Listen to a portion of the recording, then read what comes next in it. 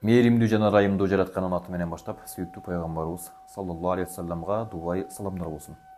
Салам алейкум, урматтуу достор, бир туугандар, арыбаңыздар. Жалпыңыздарды ушул кирип келе жаткан Рамазан айы менен куттуктаймын. Аллахым баарыбызды Рамазанга жетүүнү, анын соопторуна эгедер болууну, Рамазанда өзгөрүүнү, жакшы ибадаттарды кылууну насип кылган болсун. Рамазан демекчи, ушул Рамазан тууралуу аз да болсо өзүмдүн жеке инсандык пикиримди, аз да болсо илим алып жүргөн адам катары ушул Рамазан тууралуу окуп билгендеримди сиздер менен бөлүшкүм келип турат. Өзү негизи Рамазан тууралуу сабактар өтө эле көп. Устаздарыбыздын көптөгөн сабактары бар, насааттары бар, башкалары бар. Бирок ошого кошумча жеке мен өзүм байкаган кээ бир нерселер тууралуу айтып бергим келет да. Биз көбүнчө Рамазанда ушул бир жыл бою Рамазанды күтөт экенбиз дагы, Рамазан айы келгенде гана ушул айда жакшы бир ибадаттарды кылып, Аллахка жага турган иш-аракеттерди кылып, амалдарды кылып, жакшы адам болгонго аракет кылып, өзүбүздү бардык тараптан оңдогонго аракет кылат экенбиз дагы. Тилекке каршы Рамазан айы чыгып кеткенден кийин кайра эле мурдагы акыбалыбызга түшүп калат экенбиз. Ушул бир мисал келтирейин да. Бир мисал келтиргенде, биз кичинекей кезибизде үйгө конок келгенде тынч отургун, шоктонбогун, же болбосо бирөөнүн үйүнө конокко барганда өзүңдү аябай адептүү алып жүргөн, адептүү алып жүрсөң мындай нерселерди кылып берем деп биздин жогорку муун ошентип айтышат эле. Ошол сыяктуу эле биз дагы Рамазан айы келгенде гана жакшы адам болуп, Аллахка жагып, адептүү болуп, жакшы бир иш-аракеттерди, амалдарды кылып, ошентип туруп, бирок тилекке каршы Рамазан чыгып кеткенден кийин мурдагы талс кейпибизди кийип калып атабыз да. Эң негизги нерсе ал эмес экен. Эң негизги нерсе Рамазанда макул биз Рамазан өзү негизи Рамазанга чейин өзгөрүшүбүз керек эле да.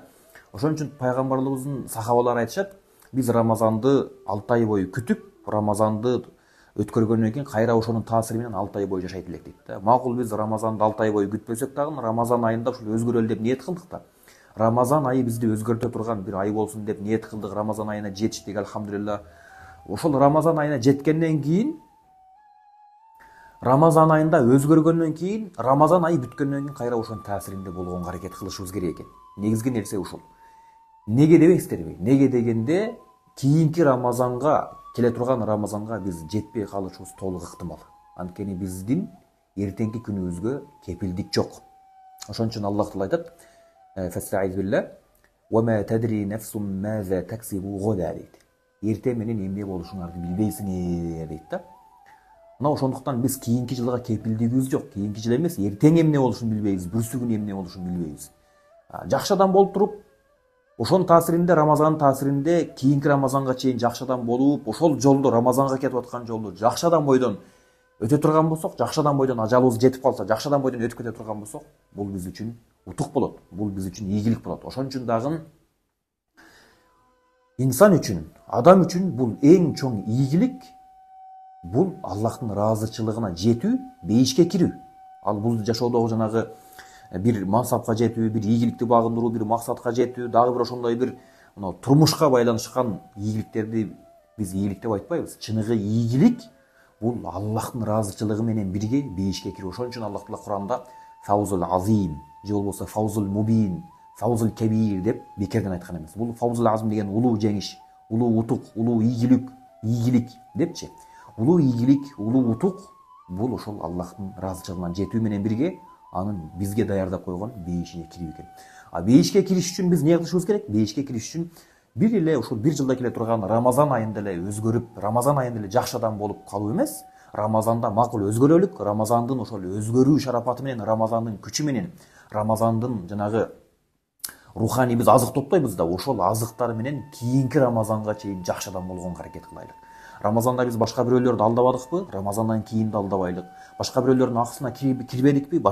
Рамазандан башка күндөрдө бирөөлөрдүн акысына кирбегенге аракет кылайлык.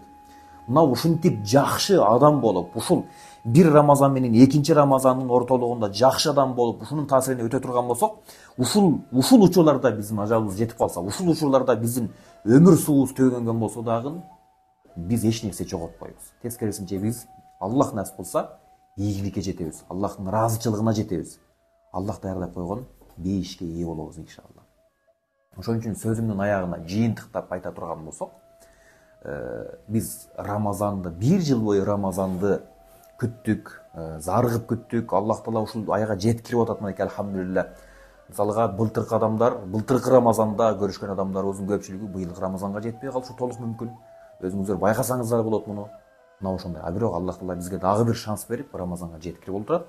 Ушул Рамазанды колдон чыгарбай, мүмкүнчүлүктү колдон чыгарбай, толук кандуу өзгөргөнгө аракет кылып, ушул Рамазандын деми менен, күчү менен, ушунун азыгы менен мындан кийинки өмүрүбүздү дагы Рамазандагыдай өткөрүүнү Аллахым бизге насип кылсын. Анда эмесе кийинки видеолордон, сабактардан көрүшкөнчө, салам алейкум.